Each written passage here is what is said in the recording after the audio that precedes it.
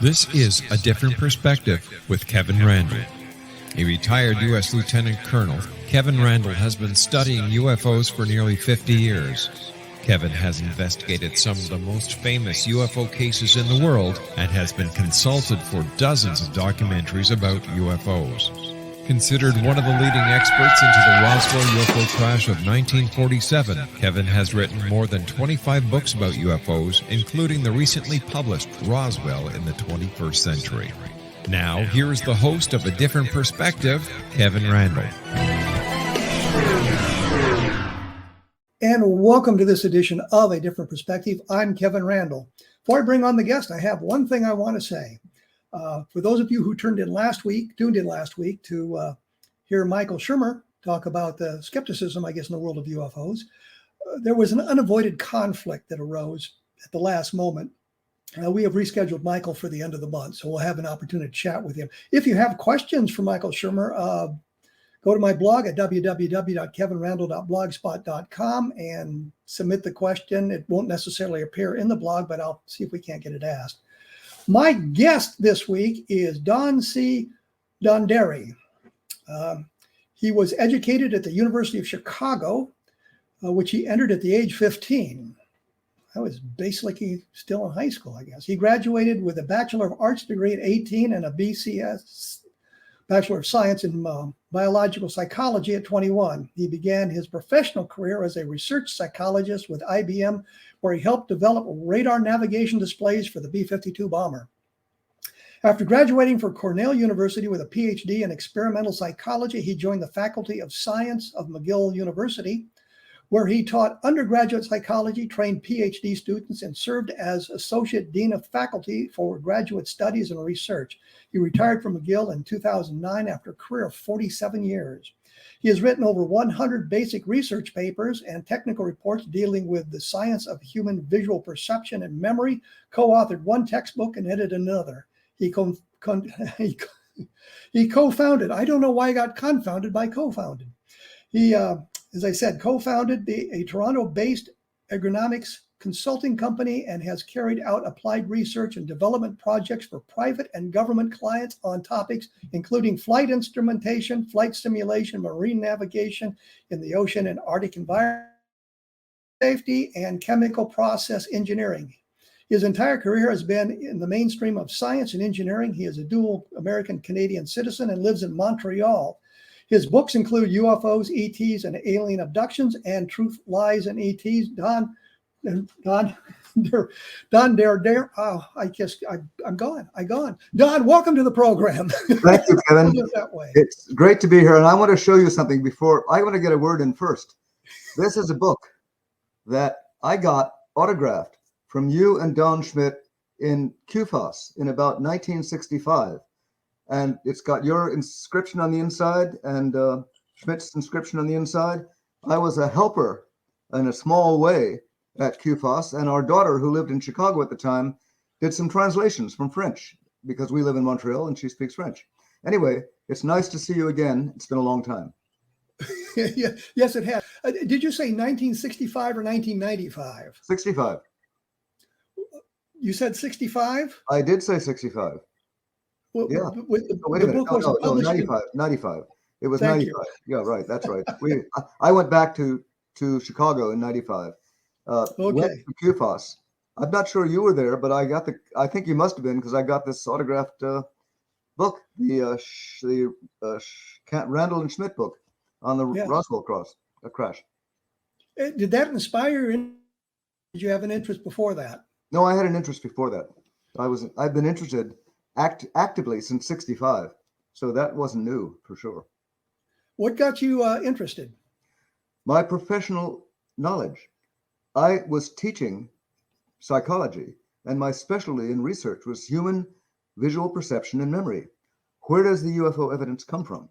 It starts, at least, with human visual perception and memory of what you saw and are recounting to people. And since I was listening very carefully to what was going on and watching in 65, and a lot of people were scoffing and debunking and making, quote, scientific statements about the ludicrousness of all this, I realized their statements were nonsense. They were totally disregarding valid visual and evidence buttressed by good short-term memory. And I basically said, the guys who are doing the debunking are crazy. They're nuts. They're taking a different tack. They're off the track on this. And I can understand why, because there's another side of psychology that explains why people distance themselves from uncomfortable things. And that we can go into later if you like, but it's a long story, but a well-known one in psychology.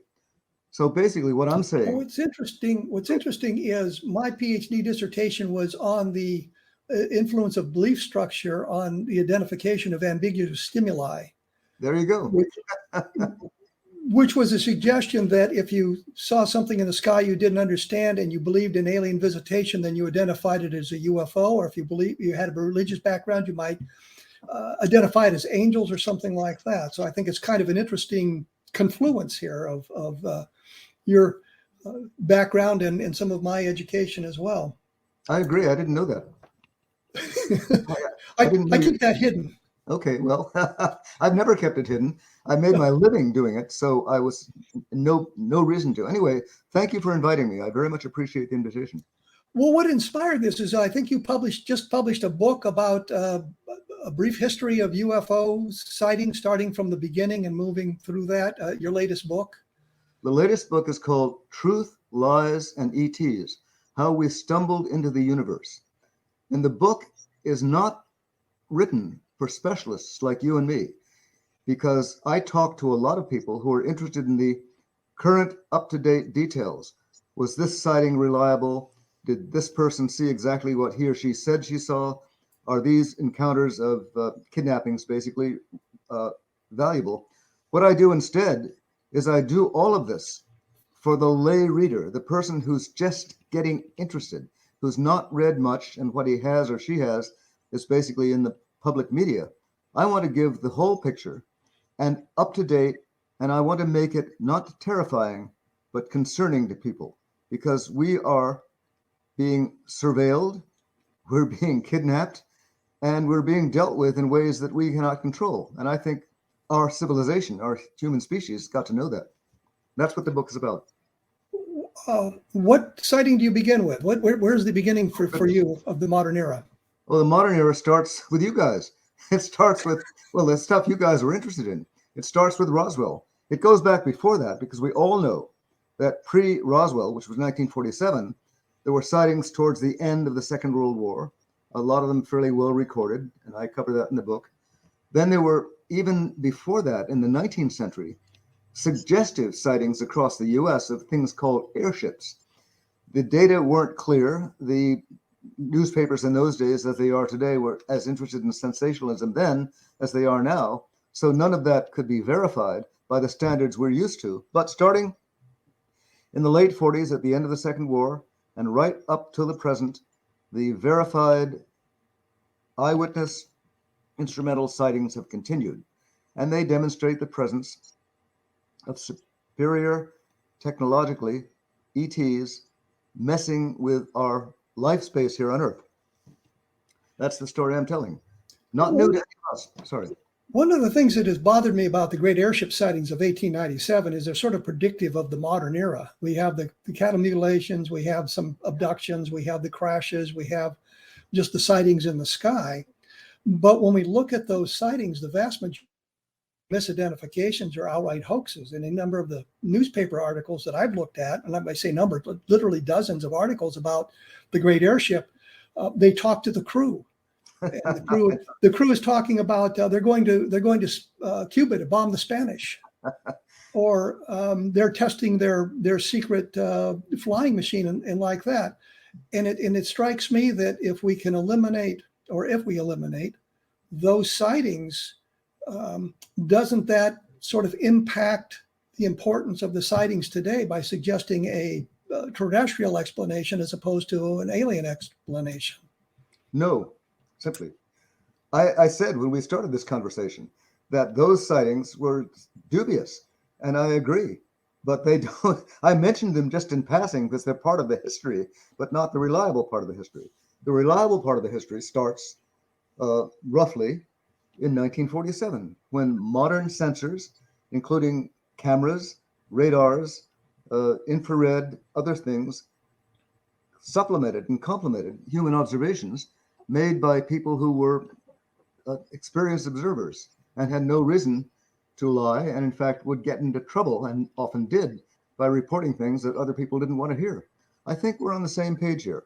The UFO evidence that makes a difference begins with the reporting that was done about sightings that took place, say, post 1947. Let's start at a good place where you and Schmidt started, the Roswell sightings. That was a very good place to begin, because they were, first of all, they were debunked immediately. The evidence has accumulated over the years. It's consistent, it's reliable, it's not perfect. No evidence after the fact is perfect. But the book that you so kindly autographed for me reports the beginning in a very thorough way of the evidence that's been accumulated ever since by people interested in the subject. I don't know what to call them, ufologists, I guess. That's what we all are, one way or another. And most of us have been able to do that by being very careful about who was employing us and what they knew. It was rare, and in my case, because I had tenure, quite possible for me to say what I wanted to say without getting the boot or losing income. And that is the thing I appreciate. Well, let me take a break here because we're running up against the clock as usual. The website, I believe, is ufosets.com/the author. No, ufoets.com. Okay. ufoets.com. And the book is Truth, Lies, and ETs. My blog, of course, is www.kevinrandle.blogspot.com, and we will be back right after this, so please stick around. And we are back. I'm here with Donderi. We're talking about UFOs and his new book, which is Truth, Lies, and ETs. And I guess we've kind of got hung up on the Roswell case, and I think I've explored that on this program probably way too much. Spent way too much time exploring that case. In the book, what cases did you find particularly fascinating? What do you describe there? Well, what I start with in the book, Kevin, is what happened from 2017 on. Remember, just before COVID and just before the Ukraine war, there was a big burst of very mainstream publicity about the U.S. Navy sightings that were released surreptitiously and basically verified or authenticated by the U.S. Navy and by the pilots who spoke out publicly about them. That changed the world, from my point of view, about the way the public was going to look at the evidence for real extraterrestrial presence in our environment. Of course, things got in the way. COVID got in the way. Then later on, starting a couple of months ago, the Ukraine war got in the way. We've got all sorts of problems to deal with that involve humans behaving badly to humans. And we haven't really taken up on ETs behaving badly to humans, which they've been doing for quite a long time. But I start by reviewing the recent history, the encounters by David Fravor and Alex Dietrich, the two Navy pilots and the other two Navy pilots who reported them. Then I segue right into UFO's history, which goes back and begins basically with Kenneth Arnold and Roswell, which took place within the same 2 weeks in 1947. And I carry that history forward, not getting into the tiny little details, but covering the main points so that an average interested reader who has not been following this field will get a sense of the depth of the data and how long it's been taken on. Then the other part is lies. I go in immediately to what people started to do with the Roswell data, which was debunk it. There were professional debunkers involved, people who with university positions were basically coerced or persuaded to make sure that nobody took this seriously. People like Donald Menzel, and then the Philip Klass, who edited Aviation Week in Space Technology, began almost immediately to make fun and ridicule the people who took this seriously for reasons best known to the US government and with the government's consent and support. Then I go on to the ETs, who they are, what they look like, and why they're here. I would argue the point on Philip Klass. I don't think he really had any government influence on that. I think it all developed with his arguments with James McDonald, Dr. McDonald being an atmospheric physicist, the University of Arizona State University. Correct. Class came out with a theory in the mid 1960s that UFO sightings could be explained by ionic discharges in the atmosphere. And I think that McDonald, among other scientists, kind of debunked that theory immediately, making class look a little bit foolish. And I think it was his motivation at that time to get even with him. So I think he came to the UFO table with a chip on his shoulder and he was just going to debunk everything. I don't think there was any government influence there. I think it was just his anger at the scientific community for their response to his theory. On the other hand, we can point to any number of governmental agencies attempting to debunk UFOs. The Robertson panel. Do you talk about the Robertson panel at all in the book? I do. I cover that in the section called Lies. I apologize to the late Philip Klass if I actually got that wrong, but I certainly was an active debunker for whatever reason. And yes. He got right onto McDonald and was one of the leading harassers of McDonald as well.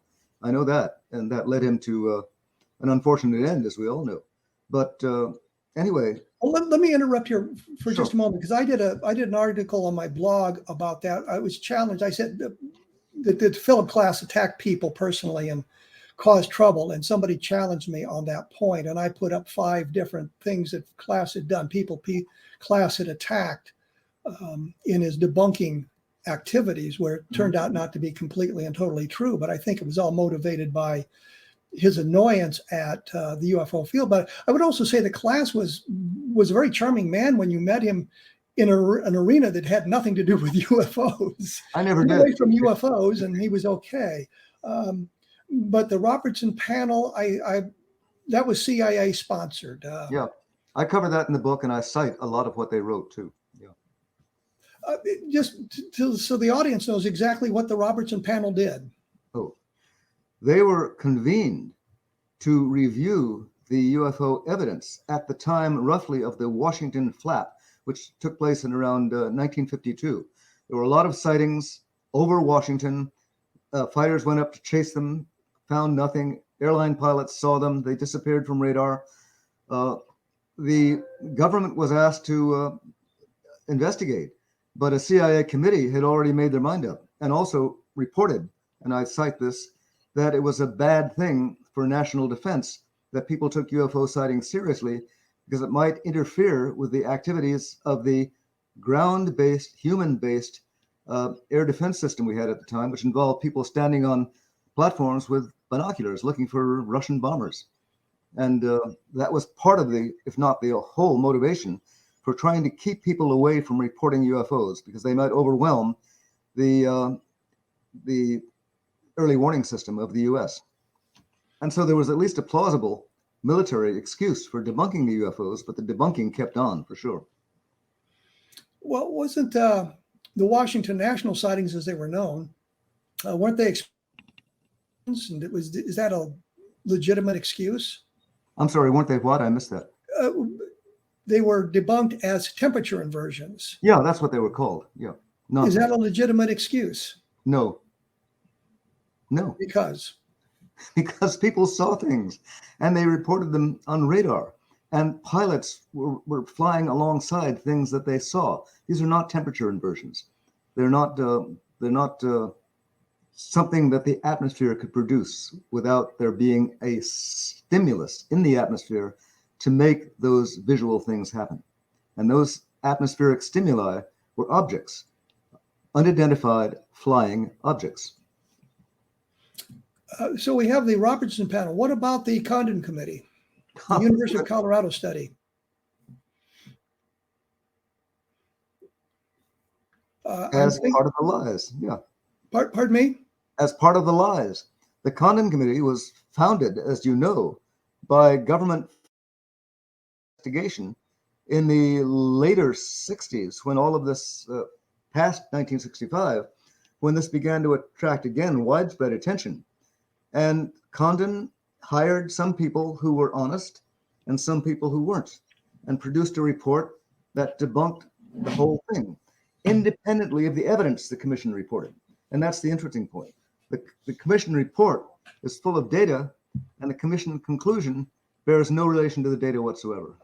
And that's one of the interesting aspects of it. The one bright side of that is that they did report on one case, the famous McMinnville, Oregon photographs, which they actually cleared as being a very good case, but that was ignored during the conclusion. So it was another debunking and cover-up effort. Wasn't the scientist who did the investigation of McMinnville, I don't know why I stumbled on the word investigation, for crying out loud, the McMinnville investigation, William Hartman, didn't he later kind of retract his enthusiasm for the photograph, suggesting that some of the explanations for how it was maybe faked was legitimate? I don't know. I missed that in my review of the literature, and so perhaps I should be corrected on that. But his original statement in the Condon Commission was unequivocal. He didn't say they were real. He said, we have no evidence. I can't recall the exact wording. This is the best photographic case we have on a record, or some such thing, even though it's not perfect. So at that point, he gave credence to it. Well, there's any number of UFO photographic cases in which the matter. Since that time, there have been scores and scores and scores of photographic, instrumental, and other types of reports to buttress the evidence for the presence of vehicles in our atmosphere that humans don't know how to make. And most recently from 2017 on, 2004 on, basically. What are some of the other photographic cases that you found impressive? Not just McMinnville, but are there some others? Well, McMinnville, not really, because you have to go until more recently. Well, I was thinking specifically the Lubbock Lights, for example. And there are books behind look right behind, you can see your viewers can see behind me, on the shelf behind me, hundreds and hundreds of pages of documented UFO observations, both personal and photographic, which have basically passed the test of the people like us who take a serious interest in the field and have some academic qualifications to back that up. And there are lots of them. There's a guy named Balester Olmos who has a thing called PhotoCat, in which he collects many photographic observations of people reporting UFOs. I think the photographic evidence combined with eyewitness testimony, combined with instrumental evidence, is overwhelming, that we're looking at and experiencing unidentified flying objects in Earth's atmosphere that humans do not know how to make. That's where I stand. I was wondering about, did you do any research into the Lubbock Lights? Oh goodness, the Lubbock Lights I know about. I didn't treat them heavily in the book because it's just too much to cover. I wanted to write a relatively short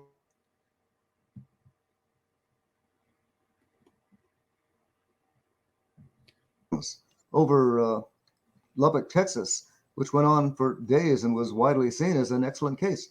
I just didn't get around to it. That's all. There was so much else. Well, I understand having to limit the scope of a book because you only have a limited number of pages you can use. Well, look behind me. There are lots of people who've written lots more. When we come back, let's talk a little bit about physical evidence cases. I'm sure you covered some of the more famous physical evidence cases. We can take a look at those as well. Sure. Yeah. And as I say, you get a chance, take a look at my book on Level Land, which is the UFOs interacting with the environment, for example, and the latest book, Understanding Roswell, comes at it from basically a different perspective, I suppose. I will be back with Donderi. I don't know why I stumble on that every time. We will be back with him right after. And we are back. I'm here with Donderi. We're talking about UFOs, and when we went away, I promised we would talk about physical evidence cases. I don't know how many he looked at or what specific ones he did examine, but we'll find out right now. Physical evidence cases, what do you think? I've examined very few, quite honestly. That's one area where I have, you might say, not taken my shovel and trowel out into the woods and dug up burn sites and stuff like that. We know, you and I, from reading, that there's lots of evidence that what people see nearby leaves traces. One or two cases I can think of basically come from Bud Hopkins' works, the abduction researcher, where some of his abductees reported and people found shortly afterwards burn marks on the ground where the alleged UFO abduction took place.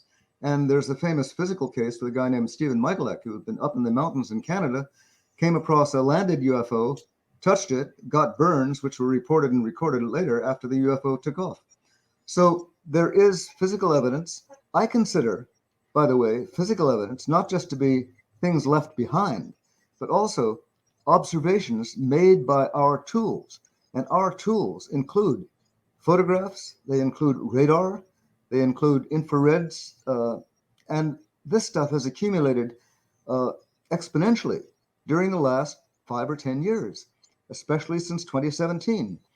Everyone here probably knows this, although things happening in 2017 in the main media, New York Times, Washington Post, on TV, began to get overwhelmed almost immediately when COVID hit in.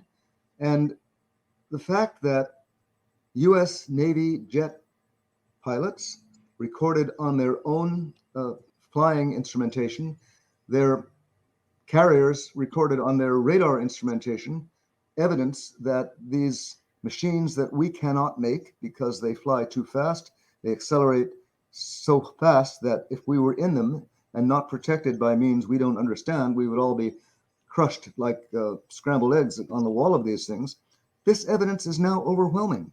It's been reported everywhere, and it's evidence based on reliable people and reliable instruments. That's good enough. In addition to the ground traces, the radioactivity that's left on certain sites when UFOs take off and people get there shortly afterwards, and so forth and so on. I can't qualify myself as an expert on this, and I don't cover much of it in the book. In fact, I just flipped through it to check while we were on a bit break. There's not much I can report here that you probably haven't already reported and other people haven't. Roswell is full of physical evidence, as we know, and you reported on that quite a while ago. And of course, all of it's controversial when it's been covered up, but a lot of it these days isn't covered up. Well, I was wondering, you didn't take a look at Socorro, New Mexico, Lonnie Zamora? Oh yeah, I did look at that. That was one of the cases that I did mention, and it's got physical evidence in it. I'm sorry, I thought about that as an occupant case, but of course, these two ETs standing alongside their landed UFO and got back into it and ran away when Lonnie showed up, and the thing emitted flames, left scorched earth and plants. Yeah, thanks for reminding me. It's in the book. There's a lot in the book. I thought of that one more or less as a quote occupant case, but it had physical evidence as well. Yeah. Oh yes, I really never think of it as an occupant case. I think of it as a police officer observation. And yeah, well, that's true too. What we're agreeing on here is that there's a tremendous amount of very hard evidence, the kind that would, as you pointed out, stand up in court with a law officer as a witness, and so forth and so on. It goes on and on. Well, I think that some of the skeptics look at all this material and they say, well, I want to see a piece of the UFO. I want to see the bodies. I want to see the craft itself. We don't have any of that. Is the evidence that we have really sufficient, or do we need to take one more step? Do we need one more thing before we get the absolute proof? So what do you want the government to do? Shoot one down? Seriously. I'm not saying that. I know you're not. I'm just wondering that we all have different standards for what we accept as the ultimate evidence of UFO visitation or alien visitation. And I was talked to any number of skeptics, and some of them seem quite reasonable, and some of them want the craft. They want to see the bodies that were recovered at Roswell, that sort of thing. And I just wondered where you, fit into that continuum of evidence, acceptance of the evidence. Where do you? I have made my living studying human visual perception and memory. It is possible to fool some of the people some of the time, but it's not possible to fool all of the people all of the time. And much of the evidence that's been collected visually and instrumentally is so consistent and so reliable that I have no hesitation.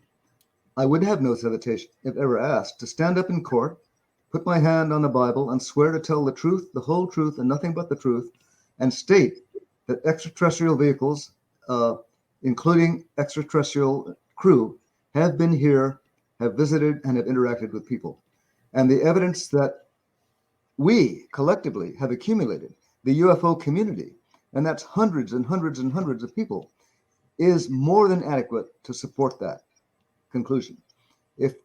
If you or some other person thinks the only way to collect the evidence is to find an actual crashed UFO, then go back to Roswell, which you wrote about, or look for whatever else the government's been doing in the meantime, and I haven't a clue. But what's available in public is good enough for me. One of the things that bothers me about this, and you mentioned Roswell frequently, is a number of the witnesses that we interviewed that we thought were credible, we thought were reliable, turned out not to be as credible or reliable as we had expected. That harms the case in some respects, I think. I'm thinking specifically of Frank Kaufman and Glenn Dennis, for example, changing their stories or, I guess, inventing their stories. What do you think of people like that, or that kind of thing as sort of the anti-evidence? Well, Frank Kaufman lied about his involvement, therefore this whole Roswell case collapses at that point. I don't think that's a legitimate conclusion to draw, but I wondered what you thought about that. Well, first of all, we're not, in my trade, in my academic business that I practiced for 47 years, if I'd done that and it was caught out, I'd be fired. I'd be out of the trade and I'd be in disgrace. There is no such trade dealing with UFO evidence. You have to, and so there's no UFO university that decides for humanity as a whole whose evidence is reliable and whose is not. We are a large and diverse community, but we don't operate by the same standards, and not everybody in it is as honest as everybody else. There are always going to be crooks in human life, period. And there are always going to be liars and dissimulators in human life. We hope we have as few of them as any trade does, but there always will be a few. What can I say? It's human nature. I think you kind of missed my point, but which was, well, let's take it to 1995 and the Air Force investigation of the Roswell case, coming out that it was a Project Mogul balloon. And I hesitate to go there because I'm sure the audience has heard enough about Mogul from me over the years. But I look at that information, and the one thing that I stumble over is the skeptical embrace Project Mogul as the ultimate explanation for Roswell. And yet we have the documentation, not just the testimony, the documentation from the people who were there in 1947 launching the balloons. The flight they pinned it on, flight number 4, never flew. And yet I see recently a number of different websites or different articles talking about UFO cases, and they mentioned Roswell. I said, well, it was proven to be a top secret government balloon project. Kevin, here's the problem. Here's the problem with the entire field. First of all, I explained this in my first book, which was called UFOs, ETs, and Alien Abductions. A scientist looks at the evidence. In psychology, we know about something called cognitive dissonance. It's not a new idea. The theory was first proposed in 1975, and it boils down in plain language to this. If there's some piece of information that makes you uncomfortable, and you want to find a way to avoid being made uncomfortable by it, look for a way to dismiss it. Explain the information as coming from an unreliable source. Explain the information as being something that the Russians are trying to persuade us is true. Use any psychological tool you have to dismiss it and to put it out of mind, which people do routinely. And so if you find one weak link in a chain of argument, you will say that invalidates the entire chain, which it does not. The rest of the argument stays firm. But everybody will look for an excuse to stop paying attention to something that makes them feel uncomfortable. That's been documented by philosophers of science and by psychologists for literally hundreds of years. It goes back to William James in the 19th century. Nothing new about that. People look for excuses not to pay attention to what they don't want to pay attention to, and they'll find them. And the so-called skeptics have made a living, or made a life, if not a living, out of being skeptics, and that's their trade. That's how they want to keep things going. And more power to them, but they're wrong. They're absolutely wrong. So the fact that we have this one little glitch, Project Mogul, and we can see that it doesn't really fit the evidence, and we see the timing is wrong, and we know that it never flew, that they seize upon that because it gives them an excuse not to accept the idea that we might be visited by alien creatures? Correct. Absolutely. In the mindset of a person who's a skeptic, one rotten apple spoils the entire barrel. That's not true. And in fact, that one rotten apple wasn't a rotten apple. It was just an excuse. But they'll expand the excuse. Let's do this. We're going to have to take another break here. And let's do this. When we come back, I wanted to get your take on abduction, since you had mentioned it a couple of times. And we're running into the last segment here. So we'll talk a little bit about abductions when we come back. The book, again, is True Lies and ETs. My blog is www.kevinrandle.blogspot.com. The latest book is Understanding Roswell. And the one prior to that was Level Land. And the one prior to that was UFOs in the Deep State. Take a look at all of that stuff. We will be back right after this. So please stick around. And we are back. I am here with Donderi. We've been talking about UFOs and his book, Truth, Lies, and ETs. And when we went away, I promised we would talk a little bit about abductions. Since I guess that is one of your fields of interest as well. Yeah, that's right. I take them seriously. It is not just UFOs, quote unquote, that people are dealing with on this planet. It is interference by ETs with human life. And that interference is direct. And it is done by UFOs using a tool that most people don't really appreciate exists. That is telepathy. To approach and control human beings, and basically use other physical techniques that the ETs have that we don't have, which is to lift them into UFOs, often literally by using some anti-gravity device, then interfering with them, often with their reproductive systems, to produce hybrid UFO ET human critters who look just like us and come back to Earth. Now that is a radical mouthful.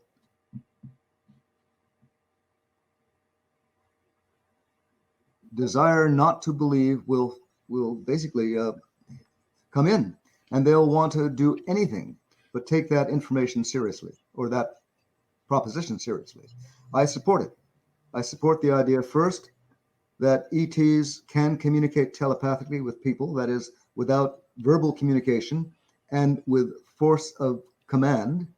Second, that they do abduct, that is, they kidnap, I use a better word, it's kidnap, people into their UFOs, or I call them extraterrestrial vehicles, that they interfere with them, mostly reproductively, by producing ET human hybrids who are then put back on Earth to integrate with human society, with one difference. They have the telepathic ability to control or modify human behavior. Now, all of that is a tremendous mouthful to absorb in a couple of sentences to absorb at the end of a very entertaining and interesting discussion we've had. But I think it's all true. And I'm willing to stake my book and my reputation on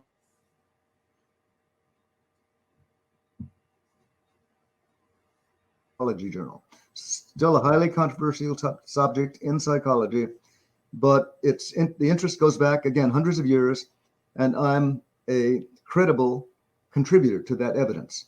Secondly, the abduction evidence itself is strong. It's been investigated by many people, not as many as have studied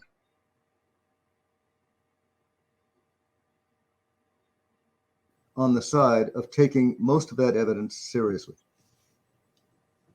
But isn't there way too many abductions being taken place if you think about the logistics of it? I think that their discussion of maybe 3 million Americans have been abducted, and of course the ETs wouldn't be interested just in Americans. They They might be interested in some Canadians, well, 2 or 3 Canadians. But I don't know South where you get America, that. Europe, and Africa, Australia, it just seems that the logistics would overwhelm any system to abduct people that frequently and that many. Well, first of all, I don't know how many people are abducted. I don't know where you came up with the 3 million number. I haven't a clue. And I've never tried in any scholarly sense to make a study of the evidence that would give me an appropriate number. Second thing is, I want to point out, and I do in the book, that we treat inferior species on this planet in exactly the same way that I claim and others claim ETs are treating us. We do it all the time. We interbreed them, we treat them as pets, we put them in zoos, we use them for research experiments. In other words, we are not particularly nice to the other critters, 2-legged or 4-legged on this planet that we cohabit with. But the difference there is they're dealing with a sentient race. We're dealing with creatures that aren't sentient in the same way we are.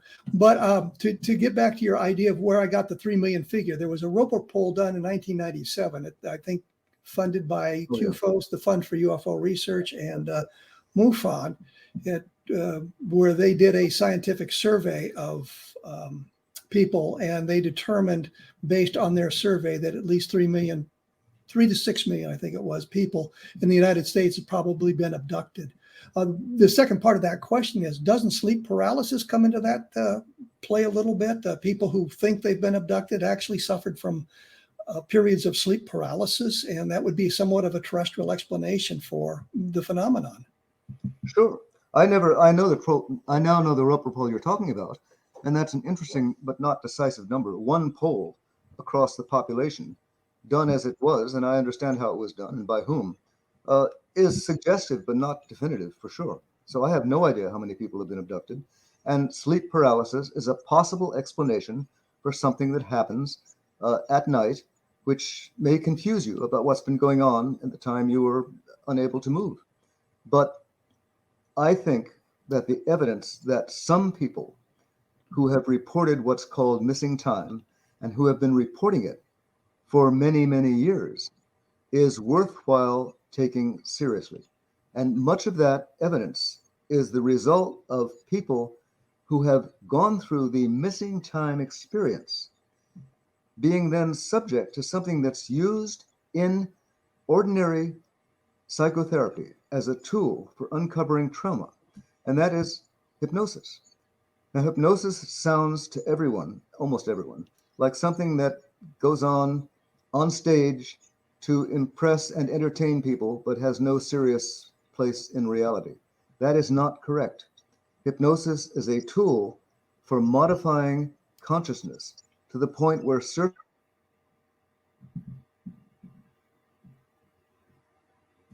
allowing other, usually traumatic thoughts to come to the surface, to arrive in consciousness, not inaccurate thoughts, not false thoughts, but hidden thoughts about earlier traumas, rape, misbehavior of one kind or another, either by oneself or by other people towards oneself. This is a psychotherapeutic tool. Can be abused like any tool can, like medicine can be abused, but when it's properly used and properly controlled, it has produced evidence that some people who had close encounters with extraterrestrial vehicles have also been brought on board those vehicles and studied at the very least and returned. So ET abductions, I believe, are real, some of them anyway.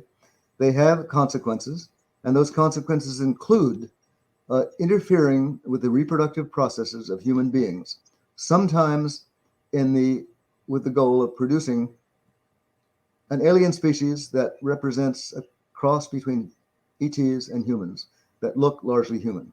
That's a very radical position. I hold it. How frequent it happens, I don't know, but I stand by it. What are some of the abduction cases you find particularly persuasive? Well, how about the original one, the Barney and Betty Hill case? Now, most people probably have heard of Barney and Betty Hill, if nothing else, because it was one of the first to be widely publicized in the 60s. Again, an event that took place, if I recall rightly, in 65. And it involved a interracial couple, unusual at the time, who were driving back from Montreal, of all places where I happen to be sitting right now, back to Portsmouth, New Hampshire, and were abducted on US Route 3 before the interstates were completed, and brought aboard the ET, subjected to various kinds of tests, and then returned to Earth. All of this brought out under the same tool that I was describing, which is hypnotherapy by a qualified psychiatrist who never accepted the validity of what they reported under hypnosis. He accepted they were being honest and that they weren't trying to fool him, but he found the evidence so disturbing or unbelievable that he couldn't accept it. But he was open about saying that they gave evidence under hypnosis. I did the hypnosis. This is what they reported, and you make the most of it. But I'll keep my hands off it, put it that way. So the Barney and Betty Hill case is the first. There have been many similar cases since. I don't go through too many of them, but a couple of them I do go through in the book and report on them as reliable. Again, because often there's multiple witnesses to the abduction. There's multiple regressive hypnosis of the victim, and the reports are consistent. And do I know I know at least one up here in Montreal as well, where I've met the abductee and have a credible and competent, a knowledge of the competent and credible investigators, local people both. Well, I'm afraid that's where we're going to have to leave it. we're just flat running out of time here. It's a great subject. Thank you for inviting me. I'm delighted to be here. Not a problem at all. I apologize for not being able to say Donderi with any kind of emphasis here, for stumbling over that. The books, again, are Truth, Lies, and ETs. What's your website again? UFOETS.com. And they can learn about that, about your books and your theories at that point, I guess. They can, and they can get the book on Amazon, of course. Well, yes, naturally. Well, thank you so much for taking some time to chat with us today. I appreciate you being here. And that kind of wraps it up here. Next week, I'm going to do something a little different. I'm going to be flying solo once again, but I'm going to be looking at a number of cases with some photographic evidence, some slides, some additional information, giving an idea of where my thinking is on the UFO phenomenon and see how well that works. And if it works well, then I've got a number of ideas for doing a follow-up shows. Anyhow, this will kind of be a top 10 listing of UFO sightings, which is not definitive, meaning simply that I could switch things out and come up with other cases and probably do a top 25 or top 50 UFO cases. The blog is www.kevinrandle.blogspot.com, and I'll have a link to Dr. Donderi's website up there as well, and a little bit of a synopsis of today's show. And the other thing is we have just been looking at some interesting cases. There's a Chasing Footnotes segment that deals with the Randle edition because of something that I have gone through in the last couple of weeks that leads us to a interesting case, I suppose. Anyway, we'll be back in about 167 hours to talk about UFOs and the top 10 cases. So please look for us then. Thank you.